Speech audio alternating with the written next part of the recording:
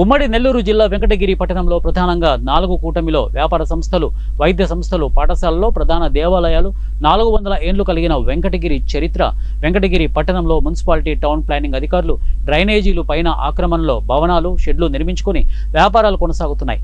పట్టణంలో ట్రాఫిక్ పై ప్రత్యేక పోలీసు శాఖ విభాగం ఒకరోజు ఒకవైపు ద్విచక్ర వాహనాలకు పార్కింగ్ ఏర్పాటు చేయాలని ప్రజలు కోరుతున్నారు. లేదా కొన్ని సెంటర్లలో పార్కింగ్ స్థలాలు ఏర్పాటు చేసేలా పోలీస్ శాఖ అధికారులు చర్యలు తీసుకోవాలని స్థానిక సామాన్యుడు గూడూరు వెంకటేశ్వర్లు మీడియా సమావేశంలో మాట్లాడారు.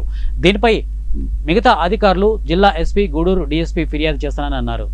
ఒక 3 రోజులకు ఒక సైడ్, ఇంకొక 3 రోజులకు ఒక సైడు పెట్టాలని చెప్పి మాకేం పోలీసుల మీద కక్ష లేదు, ఇంకొకటి లేదు.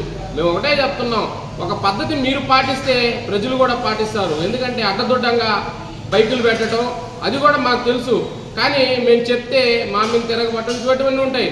కానీ ఒక సిస్టమ్ అనేది ఎవరు డెవలప్ చేయాలా? అధికారులు డెవలప్ చేయాలా, అది ప్రజలు పాటిస్తారు. కానీ ఇక్కడ ఏంటంటే అధికారులే వాళ్ళ అనుకూలంగా, అంటే వాళ్ళకి అనుకూలమైన చోట్లయితే వాళ్ళు ఏం చేయరు.